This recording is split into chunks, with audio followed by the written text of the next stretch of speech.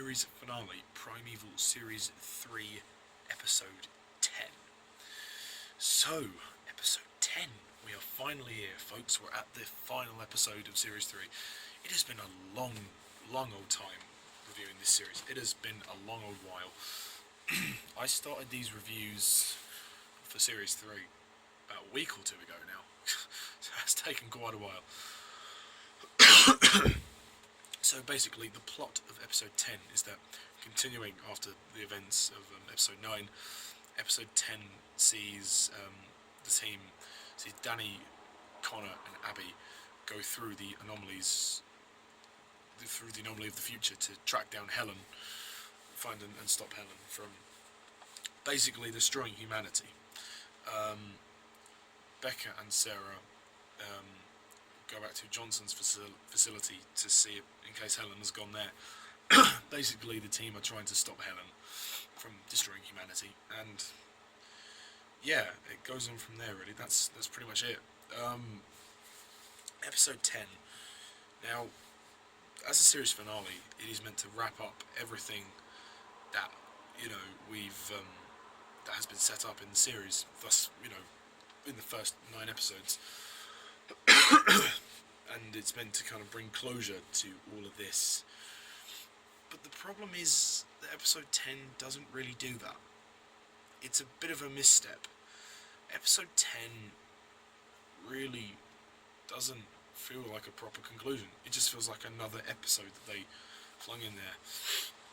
First of all, okay, here are the good things. The actors all do a great job given what they have. I really like Jason Flemyng as Danny. He's really pushed to the very edge in this episode, and it's really his last full episode, unless you count Series 4. But we'll talk about that in the next review, the next series reviews. Abby and Connor are great as well. Angelique Potts and Hannah Spearritt all do a terrific job with their moments, and there's a lovely moment, probably the nicest moment of the episode, when towards the end, when they're trapped in the Cretaceous era, Abby and Connor are sitting in the tree, and she's like, think of a happy place, and then that moment I just thought was a really beautiful moment, and it showed the dynamic between the two of them, their chemistry, and also how far they've come so far. I just love those moments with Abby and Connor. You just really feel like everything was portrayed perfectly with them. Becca and Sarah don't go with Danny, Abby and Connor through to stop Helen. They stay behind, and yeah, they're quite good. They have their own little moments when they get involved in the action. Those insects and things return as well. We've got like 3 different creatures in this story, which is quite nice. Those big insect ant things. The future predators, of course, who are scary, if very brief in the episode. And you have the kind of the humanoid apes, if you like. CGI is very reminiscent of Planet of the Apes. Obviously not as huge as Planet of the Apes because the budget is significantly less. I think the problem with Episode 10 really lies within the writing. The writing is very disappointing. It is the first time when I've actually thought, oh, right, aside Episode 7, where you're like, oh, what's happened to Primeval? I just feel that it doesn't wrap up. Series 3 sets up so many different story arcs, and the whole thing with the artifact ultimately doesn't get resolved. The artifact gets smashed. All we really find out is that it predicts anomalies. That's it, and we found that out earlier in the series. But it feels like they were trying to build up to more of a mystery with the artifact, and yet when Helen destroyed the artifact, it was like, oh, what was the point of that then? And, speaking of which, Juliet Aubrey is Helen. It's nice to see her in the episode, don't get me wrong. I think she gives a good performance, with the little that she has to do. But the problem lies with the writing, and honestly, one of the worst scenes in Primeval is just the death of Helen Cutter was so mishandled. She dies at the end of this episode, and it's so lame. It is so bad. Just, this is what I've been saying. I've been talking with my subscriber, X-Files hacker, Louis. Hey there, Louis. We've been talking about this, and I said to him, this episode would have been much more dramatic and much more impactful had Cutter stayed alive to the end of the series. Danny could have still been in the series as the new Stephen, but it just made that last scene, that final confrontation with Helen, is so redundant because Danny doesn't even know Helen. He's only just met her, so I know he's probably been told about everything, between Cutter and her and all that, Cutter and between Nick and Helen and stuff. But it would have been much better if Nick was the one trying to stop her, because it was his wife. So it just feels really, you just lose interest, and this episode is kind of dull. It's just boring. Like, Abby and Connor and Danny are trudging from one anomaly to the next. There's not really much momentum with this episode. There should have been much more pace, much more frantic, should have been much more, intensity with this episode, because the finale of Series 2 is excellent. It really is. Episode 7 of Series 2 is superb, because, it really heightens on those dramatic moments. This has a couple of dramatic moments, but it doesn't do any justice. It makes you feel like you've wasted your time watching Series 3. I hate to say that, but it does. It doesn't explore, okay, they have a good cliffhanger ending with Danny getting trapped at the end in the anomaly, in the olden times. Oh, excuse me. Abby and Connor getting trapped as well, which we'll see in Series 4 to see how they escape that. But ultimately, it's really disappointing. It's not a great finale, and I hate, I do like the action, and I give it that. I mean, the scenes with Becca and Sarah were quite good. Those action moments were really cool, and it's a shame that we don't really get to see any more of Sarah. I mean, the actress Laila Rouass didn't want to do she wanted to do Series 4, but it was just the fact that it was being filmed in Ireland. She didn't want to be away from her family, which is fair enough. So she's not in Series 4, which is a shame. They just kind of wrote her out. But yeah, as for episode 10, it's very lackluster, very boring, just dull. It doesn't go anywhere. It really makes everything set up beforehand feel completely redundant. It makes you wish that Nick Cutter had stayed alive until the end of the series, and it doesn't really bring closure to anything. The whole artifact storyline doesn't get resolved.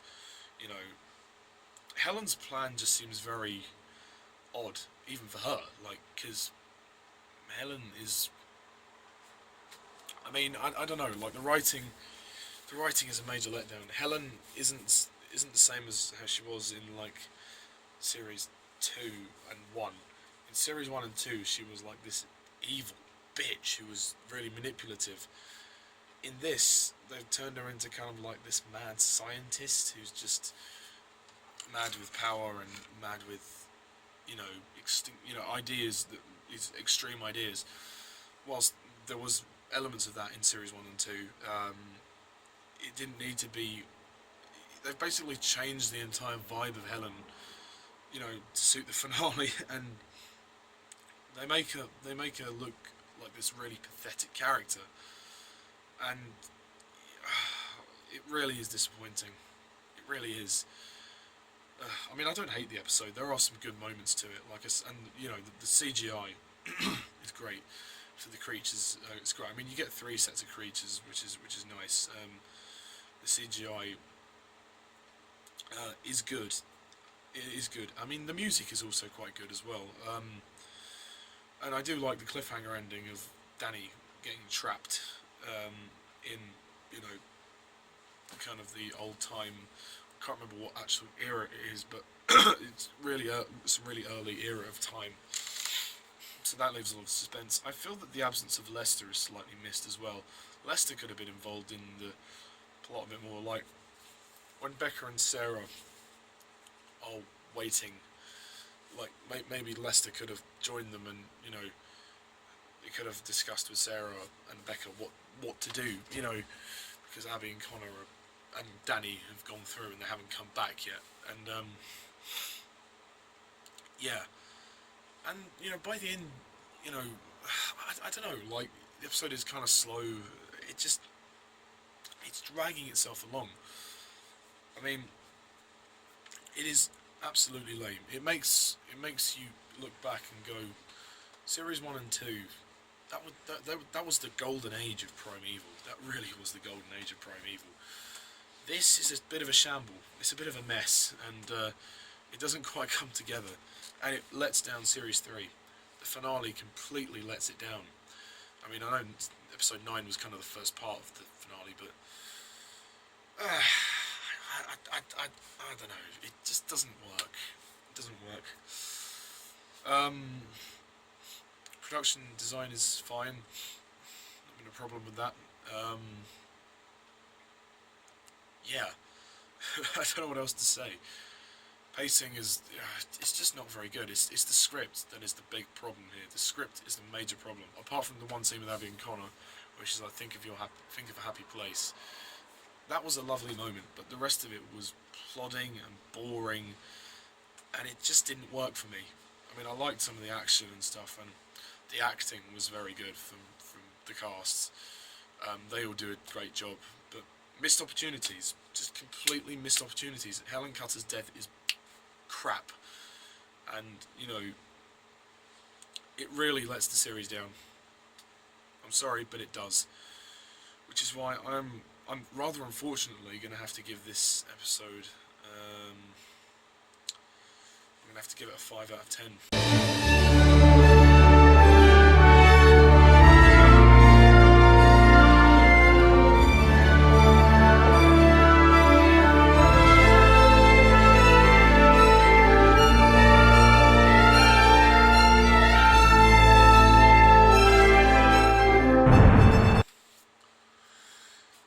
Shame, because I really wanted to love it.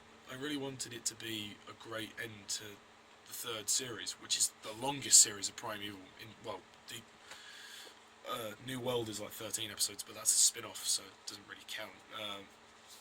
Out of the UK show, this is the longest series, and yeah, so that's all I have to say about episode 10. And finally, now I can say series 3 as a series.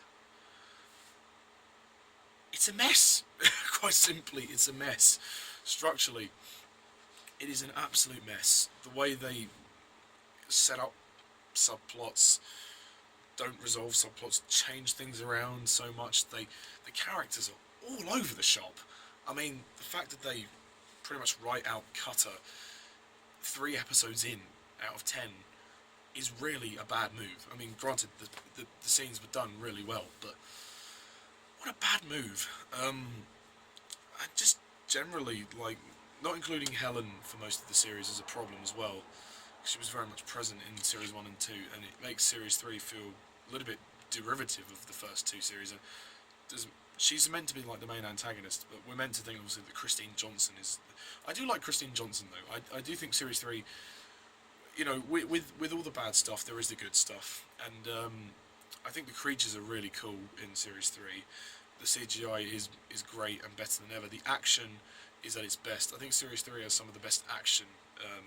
It being 10 episodes, they tried to go bigger and more epic. I like the introductions of the new characters, such as Sarah and Danny and Becca. They're all good. I mean, Becca doesn't get as much to do until series 4 and 5, but I'll talk about Becca more in the next 2 series reviews. It's a shame to see Nick Cutter die, although his death scene was handled well. It was just badly timed. Connor and Abby were done really well this series. Like their relationship is really what carries the show for me. their on-screen chemistry is so genuine and it's so real. I mean, it helped that the actors were together in real life, and just generally, like, from seeing them progress from series 1, 2, and now to series 3.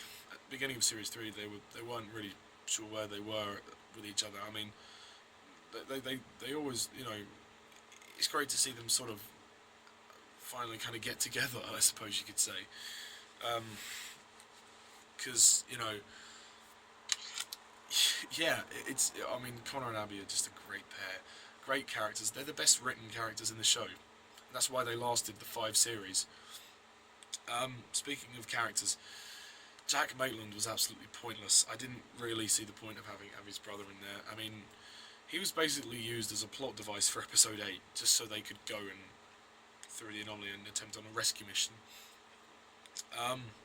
Like I said, very many missed opportunities. I think Danny, whilst I really like Danny Quinn as a character, I don't think he should have become the team leader. They should have kept Cutter until episode 10. Maybe they could have killed him off then, if they wanted to kill him off, and Danny could have taken over in series 4. But because of episode 10, like it'd make it more impactful to have Nick Cutter there with Helen in that confrontation. Otherwise it's just pointless. It's just pointless. There's many twists and turns in series 3. I do think the series does suffer from length. It is too long for me. I think 10 episodes is too long. It's stretching it. It's almost the length of 2 series of Primeval. I mean, 6 or 7 is enough for me for one series. That's enough. That's fine for Primeval. It works. It looks like they kind of overspent the budget a little bit. Yeah, I mean, some of the episodes are kind of filler, so you can tell the writers were running out of ideas. And the writing, my goodness, the writing's all over the place. I mean, whilst there are some really good bits of writing, there are some really poor bits of writing as well. Like, this is when it starts to deteriorate. I think none of the same writers were on it from the first 2 series, writing series 3. Which is a shame, because, consistency was a problem for this series. This series struggles to be consistent, because it's 10 episodes long, and they're trying to do so much. They're trying to introduce the artifact plot, they're trying to, they're still, lingering over Stephen's death as well at the beginning, when Cutter's, like, grieving for Stephen.